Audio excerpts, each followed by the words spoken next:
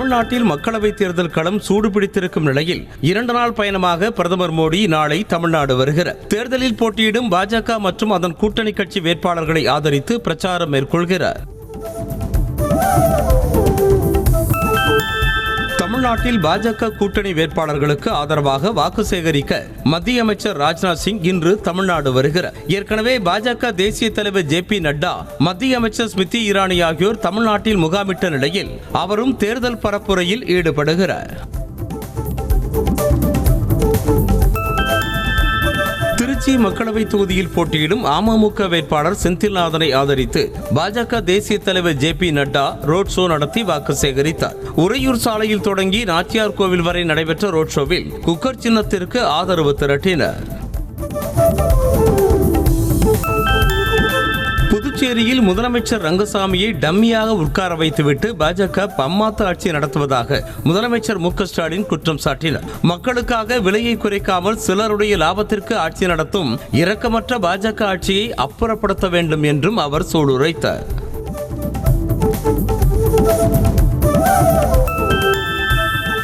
புதுச்சேரியில் அதிமுக கூட்டணியை பற்றி சொல்வதற்கு ஒன்றுமே இல்லை என முதலமைச்சர் மு க ஸ்டாலின் கூறினார். புதுச்சேரி காங்கிரஸ் வேட்பாளர் வைத்திலிங்கத்தை ஆதரித்து பிரச்சாரம் செய்த அவர் சிம்பிளி வேஸ்ட் என செந்தில் காமெடி பாணியில் அதிமுகவை விமர்சித்தார்.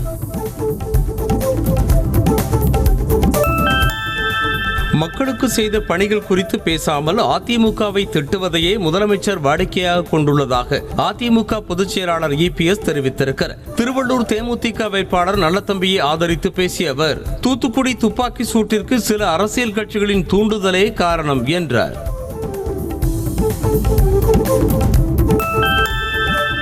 முதலமைச்சர் மு க ஸ்டாலினுக்கு தேர்தல் ஜுரம் வந்துவிட்டதாக அதிமுக பொதுச் செயலாளர் எடப்பாடி பழனிசாமி விமர்சித்துள்ளார். வடசென்னையில் பிரச்சாரம் செய்த அவர் எதற்கெடுத்தாலும் மத்திய அரசு நிதி தரவில்லை என புலம்புவதை நிறுத்திவிட்டு மாநில நிதியில் இருந்து மக்கள் பணியாற்ற வேண்டும் என வலியுறுத்தினார்.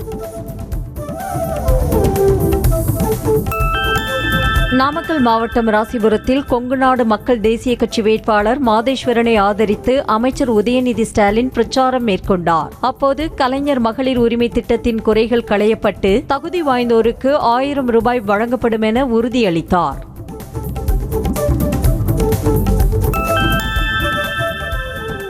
திமுக வேட்பாளர் தமிழச்சி தங்கபாண்டியன் மக்கள் பணியே செய்யாமல் ஆணவத்தின் உச்சத்தில் நீலாம்பரி போல அமர்ந்து கொண்டு பேசுவதாக தென்சென்னை அதிமுக வேட்பாளர் ஜெயவர்தன் விமர்சித்துள்ளார். சென்னை KK நகரில் செய்தியாளர்களுக்கு பேட்டியளித்த அவர் தமிழச்சி தங்கபாண்டியன் நாகரிகம் தெரியாத நபர் என சாடினார்.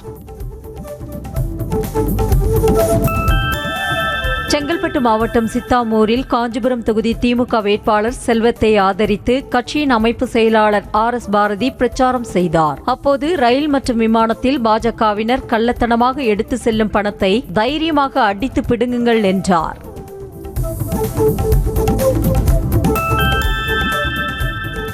கடலூர் மாவட்டம் பன்ருட்டியில் தேமுதிக வேட்பாளர் சிவக்கொழுந்துவை ஆதரித்து அந்த கட்சியின் பொதுச் செயலாளர் பிரேமலதா விஜயகாந்த் பிரச்சாரம் செய்தார். அப்போது பேசிய அவர் கேப்டன் இல்லாமல் முதன்முறையாக பன்ருட்டிக்கு தனியாக வந்ததாக கூறி கண்ணீர் சிந்தினார்.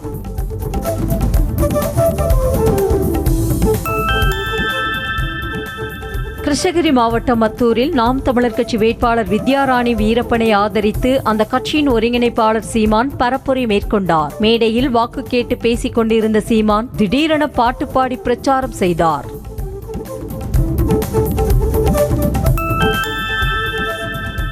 தேனி மக்களவை தொகுதிக்குட்பட்ட ஆண்டிப்பட்டியில் அமமுக வேட்பாளர் TTV தினகரன் தீவிர வாக்கு சேகரிப்பில் ஈடுபட்டார். அப்போது வாக்காளர்களிடையே உரையாற்றிய அவர் தேனி தொகுதிக்கு தேவையான அனைத்து வளர்ச்சி திட்டங்களையும் பிரதமர் மோடியிடம் கேட்டு பெற்றுத் தருவதாக உறுதியளித்தார்.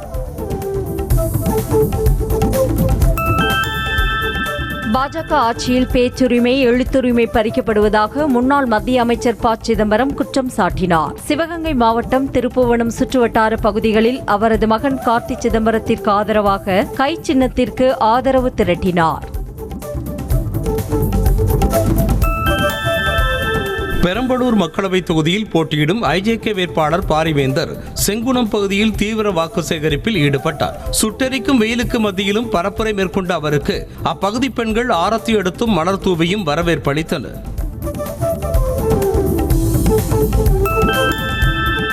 வேலூர் மக்களவை தொகுதியில் போட்டியிடும் அதிமுக வேட்பாளர் பசுபதி மலை கிராமத்துக்கு சென்று வாக்கு சேகரித்தார். அங்குள்ள முதியவருக்கு பிபி பரிசோதனை செய்து ஆதரவு திரட்டினார். பிஞ்சமந்தை மலை கிராமத்தில் முதியவருக்கு உடல் பரிசோதனை மேற்கொண்டார்.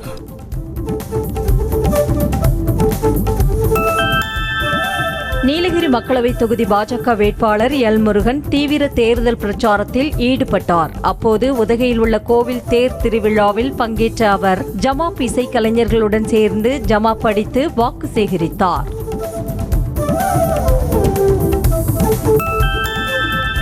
பாஜக மீண்டும் ஆட்சிக்கு வந்தால் தேசிய கொடியை கூட ஒரே கலராக மாற்றிவிடுவார்கள் என மக்கள் நீதி மய்யம் கட்சித் தலைவர் கமல்ஹாசன் எச்சரித்துள்ளார். ஸ்ரீபெரும்புதூர் திமுக வேட்பாளர் TR பாலுவை ஆதரித்து பேசிய அவர், திராவிட மாடல் நாடு பின்பற்ற வேண்டிய மாடல் என்றார்.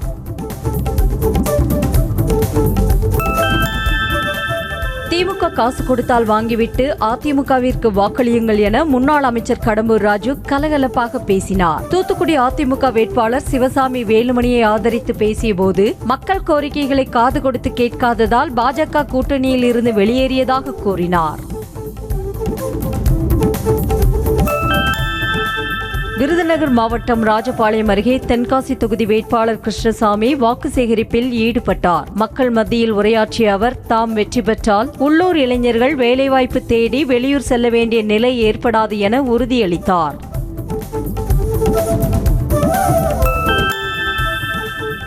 சிவகங்கை தொகுதி காங்கிரஸ் வேட்பாளர் கார்த்தி சிதம்பரம் வாக்கு சேகரிப்பின் போது யாராவது போன் செய்தால் போனை எடுத்து ஹலோ சொல்லாமல் கைச்சின்னம் என்றுதான் சொல்ல வேண்டும் என கூறி சிரிப்பலையை ஏற்படுத்தினார். புதுக்கோட்டை மாவட்டம் திருமயத்தில் பரப்புரையின் போது அவர் காமெடியாக பேசினார்.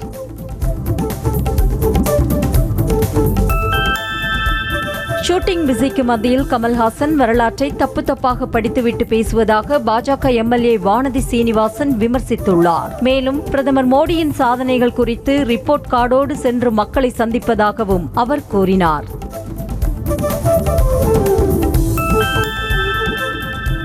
புதுச்சேரியில் பாஜக வேட்பாளர் நமச்சிவாயத்திற்கு ஆதரவாக முதலமைச்சர் ரங்கசாமி தீவிர வாக்கு சேகரிப்பில் ஈடுபட்டார். அப்போது கற்பூரம் ஏற்றப்பட்ட பூசணிக்காயில் திருஷ்டி சுற்றி வேட்பாளருக்கு பெண்கள் உற்சாக வரவேற்பு அளித்தனர்.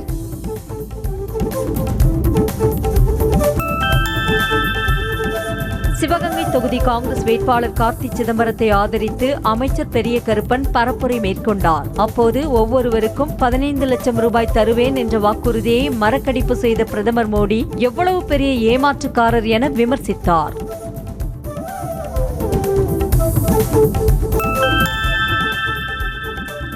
திருவண்ணாமலை மாவட்டம் வந்தவாசியில் ஆரணி தொகுதி வேட்பாளர் GV கஜேந்திரனை ஆதரித்து அதிமுகவினர் பிரச்சாரம் செய்தனர். அப்போது பொதுமக்களுக்கு கரும்புச்சாறு பிழிந்து கொடுத்து இரட்டை இலை சின்னத்திற்கு வாக்கு சேகரித்தனர்.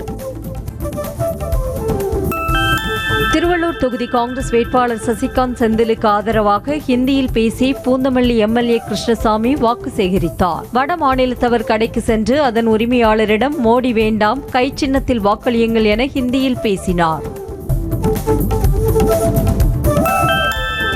கடலூரில் மக்களவை தேர்தல் பணியில் ஈடுபடும் அரசு அலுவலர்கள் தங்களது தபால் வாக்குகளை செலுத்தினர். மேலும் அவர்களுக்கு மின்னணு வாக்குப்பதிவு இயந்திரங்களை எவ்வாறு பயன்படுத்துவது என்பது குறித்து 2ஆம் கட்ட பயிற்சி வகுப்பு கடலூரில் உள்ள தனியார் பள்ளியில் நடைபெற்றது.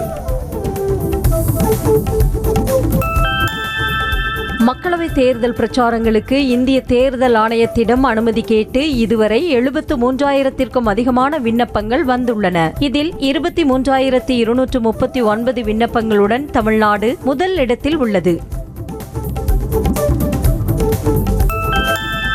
சென்னை காசிமேடு புது அமராஞ்சிபுரத்தில் வழக்கறிஞர் பொற்கொடி வீட்டில் சோதனை செய்த பறக்கும் படையினர் 13 லட்சம் ரூபாயை பறிமுதல் செய்தனர். வாக்காளர்களுக்கு பணம் பட்டுவாடா செய்வதாக வந்த தகவலின் பேரில் அவரது வீட்டில் அதிகாரிகள் சோதனை செய்தனர். வேலூர் மாவட்டம் காங்குப்பம் பகுதியில் நடராஜன் என்பவரின் வீட்டில் நள்ளிரவு சோதனை நடத்திய பறக்கும் படை அதிகாரிகள் உரிய ஆவணங்கள் இன்றி வைத்திருந்ததாக கூறி சுமார் 7 லட்சம் ரூபாயை பறிமுதல் செய்தனர். கட்சி நிர்வாகிகள் சிலர் அவருடைய வீட்டில் கட்டுக்கட்டாக பணத்தை கொடுத்து சென்றதாக கிடைத்த தகவல் பேரில் இந்த சோதனை நடத்தப்பட்டது.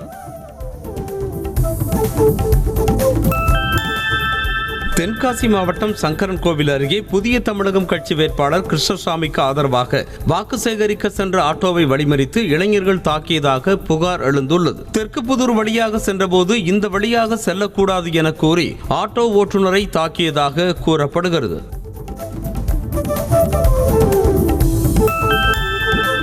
உத்தரப்பிரதேச மாநிலம் கோரக்பூர் தொகுதி சமாஜ்வாதி கட்சி வேட்பாளரும் நடிகையுமான காஜல் நிஷாத் உடல்நலக்குறைவு காரணமாக மருத்துவமனையில் அனுமதிக்கப்பட்டுள்ளார். இரத்த அழுத்தம் மற்றும் இதய நோயால் மருத்துவமனையில் அனுமதிக்கப்பட்டிருப்பதாக அவரது கணவர் தெரிவித்திருக்கிறார்.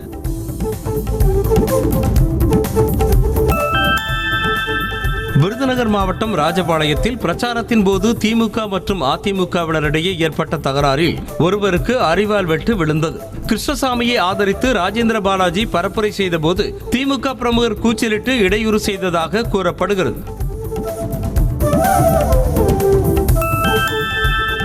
பீகார் மாநிலத்தில் நடைபெற்ற தேசிய ஜனநாயக கூட்டணியின் தேர்தல் பிரச்சார பொதுக்கூட்டத்தில் அம்மாநில முதலமைச்சர் நிதிஷ்குமார் பிரதமர் மோடியின் பாதத்தை தொட்டு வணங்கினார். எதிர்க்கட்சிகளின் இந்தியா கூட்டணி உருவாக காரணமாக இருந்தவர் பிரதமரின் காலை தொட்டு வணங்கியது விமர்சனத்திற்குள்ளாகி இருக்கிறது.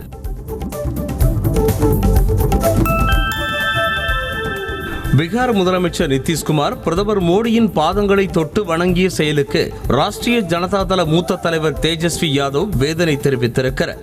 அரசியலில் அனுபவம் வாய்ந்த முதலமைச்சரின் செயலுக்காக வெட்கப்படுவதாகவும் அவர் கூறியுள்ளார்.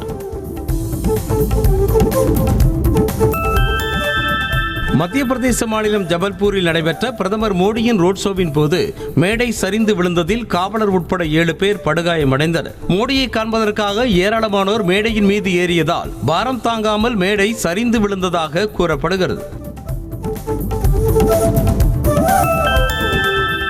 காங்கிரஸ் கட்சியின் தேர்தல் அறிக்கை குறித்து கருத்துக்கள் கூறுமாறு பொதுமக்களுக்கு ராகுல் காந்தி அழைப்பு விடுத்திருக்கிறார். இது தொடர்பாக வீடியோ வெளியிட்டிருக்கும் அவர் காங்கிரஸ் தேர்தல் அறிக்கை ஒவ்வொரு இந்தியனின் குரலாக இருப்பதாக தெரிவித்திருக்கிறார்.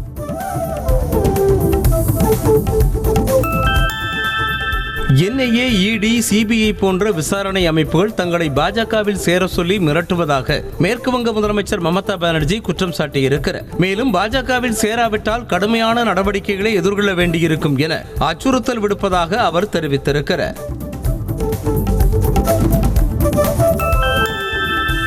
கெஜ்ரிவால் இருக்கும் வரை டெல்லியில் பாஜகவால் வெற்றி பெற முடியாது என ஜாமீனில் வெளிவந்த ஆம் ஆத்மி MP சஞ்சய் சிங் தெரிவித்திருக்கிறார். மேலும் நேர்மையாக ஆட்சி நடத்தி வரும் கெஜ்ரிவாலை பொய் அறிக்கைகள் மூலமாக மத்திய பாஜக அரசு சிறையில் தள்ளியதாக குற்றம் சாட்டினார்.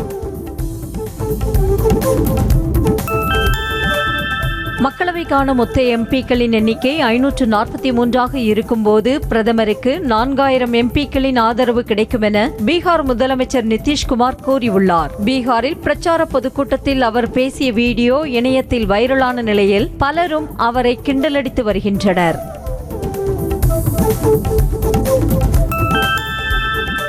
தேர்தலில் எதிர்பார்க்கும் வெற்றி காங்கிரசுக்கு கிடைக்கவில்லை என்றால் ராகுல் காந்தி ஒதுங்கிக் கொள்ள வேண்டுமென தேர்தல் வியூக ஆலோசகர் பிரசாந்த் கிஷோர் தெரிவித்துள்ளார். தலைவர் பதவியை ராஜினாமா செய்தாலும் முக்கிய முடிவுகள் எடுப்பதில் ராகுலே இறுதியாக இருப்பதாக அவர் கூறினார். கேரளாவின் எர்ணாகுளத்தில் கர்நாடக துணை முதலமைச்சர் DK சிவகுமார் மற்றும் காங்கிரஸ் கட்சியின் தேசிய பொதுச் செயலாளர் KC வேணுகோபால் ஆகியோர் ரோட் ஷோ நடத்தினர். கேரள மாநிலத்தின் பல்வேறு இடங்களில் பரப்புரை மேற்கொண்டு இந்தியா கூட்டணி வேட்பாளர்களை ஆதரித்து வாக்கு சேகரித்தனர்.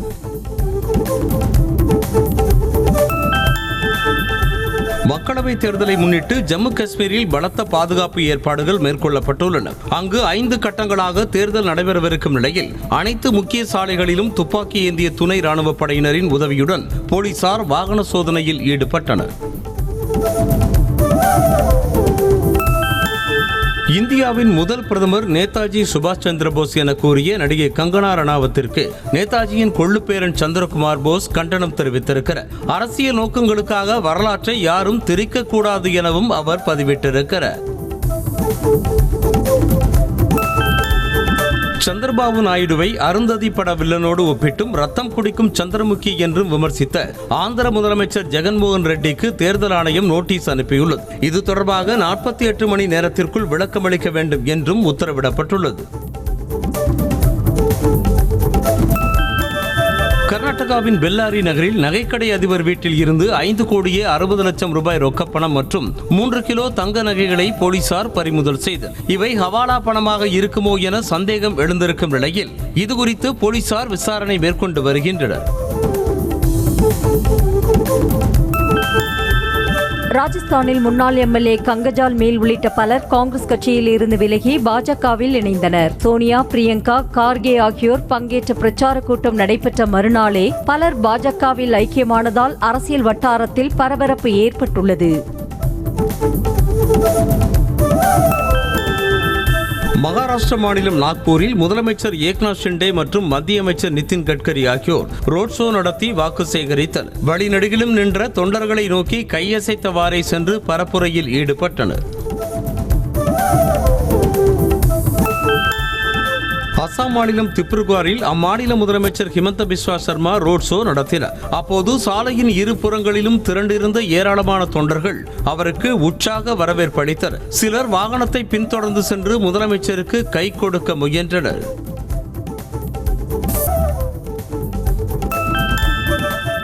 ஆந்திராவில் அரசு சரக்கு வாகனத்தில் இருந்து 22 லட்சம் ரூபாய் ரொக்க பணத்தை பறக்கும் படை அதிகாரிகள் கைப்பற்றினர். அட்டை பெட்டிகளில் வைத்து பணம் கொண்டு செல்லப்பட்ட நிலையில் இதுகுறித்து அதிகாரிகள் விசாரணை மேற்கொண்டு வருகின்றனர்.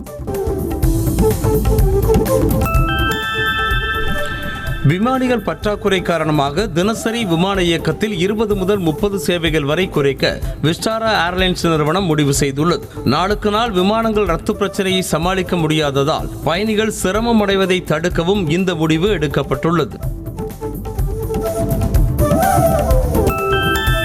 திருப்பத்தூர் மாவட்டம் ஆம்பூரில் ஆசிரியர்கள் தபால் வாக்கு செலுத்தும் பெட்டியில் முறையாக சீல் எதுவும் வைக்காமல் மின்சாரத்துறையினர் பயன்படுத்தும் பெட்டி போன்று வைத்ததால் தேர்தல் நடத்தும் அதிகாரிகளோடு ஆசிரியர்கள் வாக்குவாதத்தில் ஈடுபட்டனர். 100% வாக்குப்பதிவை வலியுறுத்தி புதுக்கோட்டை மாவட்டம் இலுப்பூர் பகுதியில் நடைபெற்ற விழிப்புணர்வு நிகழ்ச்சியில் பொதுமக்களுக்கு மாலை அணிவித்து வெற்றிலைப்பாக்கு பழம் கொடுத்து வாக்களிக்க வருமாறு அழைப்பு விடுக்கப்பட்டது. வருவாய்த்துறையினரின் இந்த செயல் மக்கள் மத்தியில் வரவேற்பை பெற்றது. விழுப்புரம் மாவட்டம் திருவாதி கிராமத்தில் தென்பெண்ணை ஆற்றுப்படுகையில் திமுக எம்எல்ஏ புகழேந்தியின் உடல் எரியூட்டப்பட்டதை தொடர்ந்து அனைத்து கட்சி சார்பாக இரங்கல் கூட்டம் நடைபெற்றது. இதில் அமைச்சர் பொன்முடி, அதிமுக முன்னாள் அமைச்சர் சண்முகம் உள்ளிட்டோர் பங்கேற்றனர்.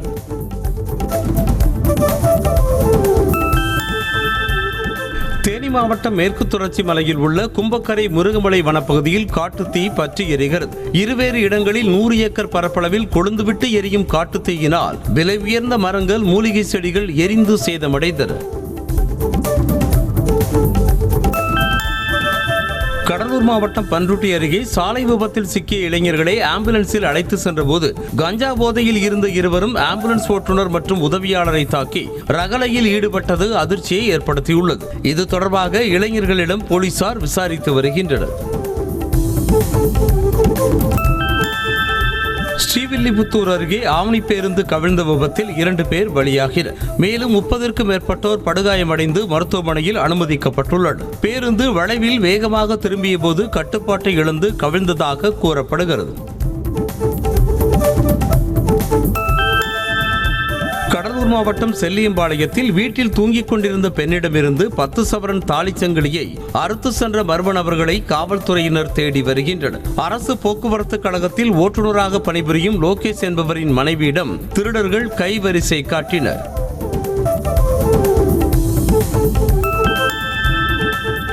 சென்னை திருவொற்றியூரில் வாங்கிய கடனை திருப்பி கேட்டதால் வீட்டை காலி செய்ய சொல்லி மிரட்டுவதாக தம்பி மீது மாற்றுத்திறனாளியான அண்ணன் தனது மனைவியுடன் காவல் நிலையத்தில் புகார் அளித்தார். பார்த்திபனுக்கு கடனாக 20 லட்சம் ரூபாய் பணம் மற்றும் 15 சவரன் தங்க நகைகளை அவரது அண்ணன் பாஸ்கரன் கொடுத்ததாக கூறப்படுகிறது.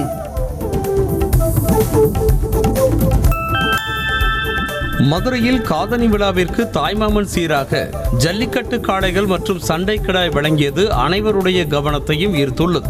சாத்தமங்கலம் பகுதியைச் சேர்ந்த அருண் பாண்டியன், இளவரசி தம்பதியின் குழந்தைகளுக்கு நடைபெற்ற காதணி விழாவில் தாய்மாமன் 2 ஜல்லிக்கட்டு காளைகளை வழங்கினார்.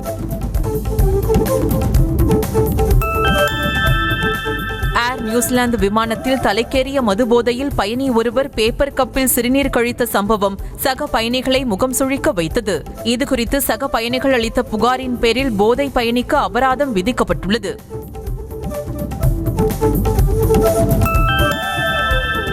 நடப்பு IPL தொடரில் நேற்று நடைபெற்ற லீக் ஆட்டத்தில் குஜராத் அணியை வீழ்த்தி லக்னோ சூப்பர் ஜெயன்ஸ் அணி வெற்றி பெற்றது. 164 ரன்கள் எடுத்தால் வெற்றி என்ற இலக்கோடு களமிறங்கிய குஜராத் அணி லக்னோ அணியின் பந்துவீச்சை சமாளிக்க முடியாமல் 130 ரன்களுக்கு ஆல் அவுட் ஆனது.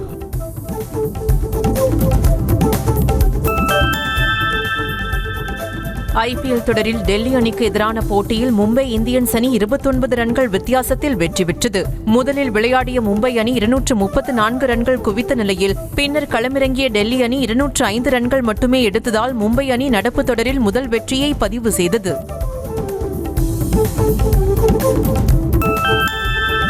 T20 கிரிக்கெட் வரலாற்றில் 150 வெற்றிகளை பதிவு செய்த முதல் அணி என்ற சாதனையை மும்பை இந்தியன்ஸ் அணி படைத்துள்ளது. 273 போட்டிகளில் விளையாடி இந்த மைல்கல்லை எட்டியுள்ளது. 148 போட்டிகளில் வெற்றி பெற்று சென்னை அணி 2வது இடத்தில் உள்ளது. IPL கிரிக்கெட் தொடரில் இன்று நடைபெறும் 22வது லீக் போட்டியில் சென்னை சூப்பர் கிங்ஸ் அணியை கொல்கத்தா நைட் ரைடர்ஸ் அணி எதிர்கொள்கிறது. தொடர்ந்து 2 போட்டிகளில் தோல்வியை சந்தித்த சென்னை அணி மீண்டும் வெற்றி பாதைக்கு திரும்புமா என ரசிகர்கள் எதிர்பார்ப்பில் உள்ளனர். கொல்கத்தா அணிக்கு எதிராக இன்று நடைபெறும் IPL போட்டியில் சென்னை சூப்பர் கிங்ஸ் அணியின் வேகப்பந்து வீச்சாளர் பத்தி ராணா பங்கேற்க மாட்டார் என தகவல் வெளியாகியுள்ளது. காயத்தில் இருந்து மீண்டு வரும் பத்தி ராணா தொடர்ந்து மருத்துவர்கள் கண்காணிப்பில் உள்ளதாக கூறப்படுகிறது. ராஜஸ்தான் ராயல்ஸ் அணிக்கு எதிரான ஆட்டத்தில் தோல்வியடைந்ததால் RCB வீரர் விராட் கோலி சோகமாக அமர்ந்திருந்த காட்சிகள் இணையத்தில் வைரலாகி வருகின்றன. அணிக்காக நிதானமாக விளையாடி சதமடித்தும் தோல்வியடைந்ததால் அவர் மிகுந்த ஏமாற்றமடைந்தார். IPL தொடரில் சென்னை ஹைதராபாத் அணிகள் மோதிய போட்டியை காண்பதற்காக 4500 ரூபாய் கட்டணம் செலுத்தி டிக்கெட் வாங்கிய CSK ரசிகர் மைதானத்தில் தனக்கு ஒதுக்கப்பட்ட சீட் இல்லாததால் போட்டி முழுவதையும் நின்றவாறே கண்டு ரசித்தார். தனக்கு நேர்ந்த மோசமான அனுபவத்தை X தளத்தில் பகிர்ந்திருக்கிறார். அரசியல் பயணத்தை துவங்கியுள்ள நடிகர் விஜயின் கடைசி திரைப்படமான விஜய் 69 படத்தில் நடிகைகள் சமந்தா மற்றும் ஆலியா பட் ஆகியோர் நடிக்க இருப்பதாக தகவல் வெளியாகியுள்ளது. நாயகிகள் தேர்வில் மும்முரமாக ஈடுபட்டுள்ள தயாரிப்பு நிறுவனம் சமந்தா, ஆலியா பட் ஆகியோரை அணுகியதாக கூறப்படுகிறது.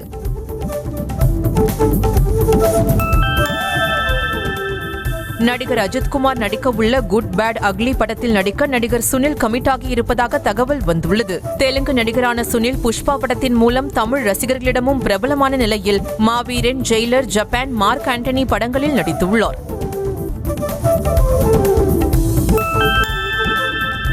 அரசியல் கட்சியினர் ஓட்டுக்கு பணம் தருவதை வறுமை சூழ்நிலை கருதி வாங்கிக் கொள்ளலாம் என்றும், ஆனால் அதே நேரத்தில் நல்லவர்களுக்கு வாக்களிக்க வேண்டும் எனவும் நடிகர் விஜய் ஆண்டனி கூறியிருக்கிறார். ரோமியோ பட செய்தியாளர் சந்திப்பில் பேசிய அவர் அனைத்து அரசியல் கட்சிக்கும் ஆதரவு கொடுப்பதாக கூறினார்.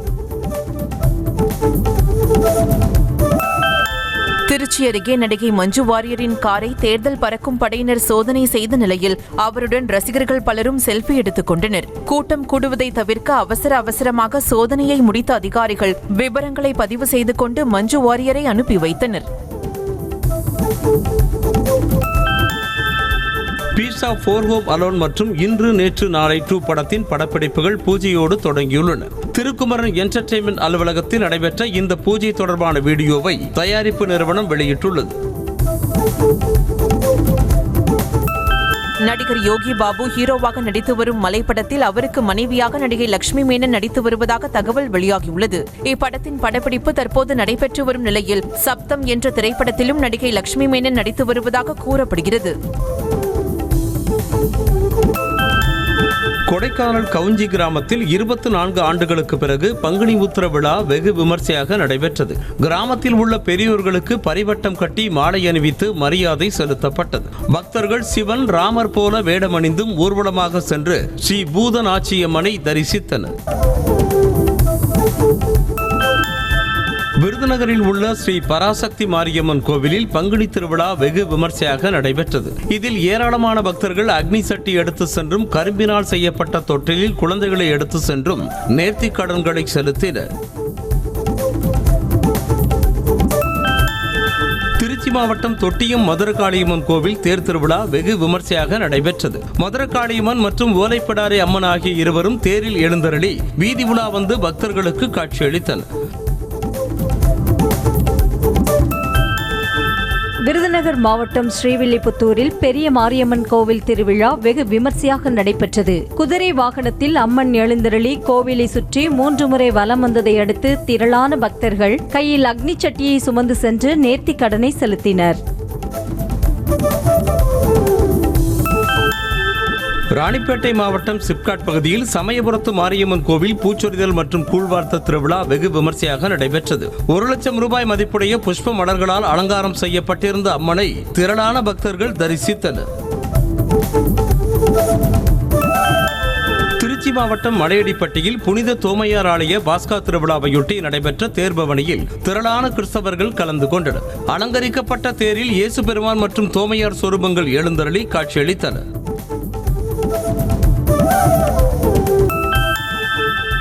புதுக்கோட்டை மாவட்டம் பெரிய தம்பி உடையான்பட்டி கிராமத்தில் பெரிய நாயகி மாதா ஆலய தேர் திருவிழா மேளதாளம் மற்றும் தாரை தப்பட்ட இசையோடு ஜோராக நடைபெற்றது. வண்ண விளக்குகளால் அலங்கரிக்கப்பட்ட 5 தேர்கள் முக்கிய வீதிகள் வழியாக பவனி வந்தன.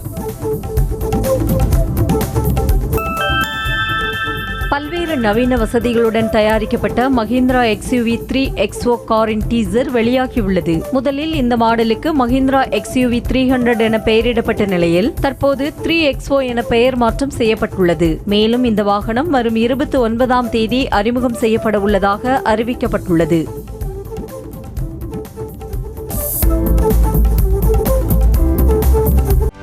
செய்திகளை உடனுக்குடனும் துல்லியமாகவும் தெரிந்து கொள்ள சப்ஸ்கிரைப் பண்ணுங்க.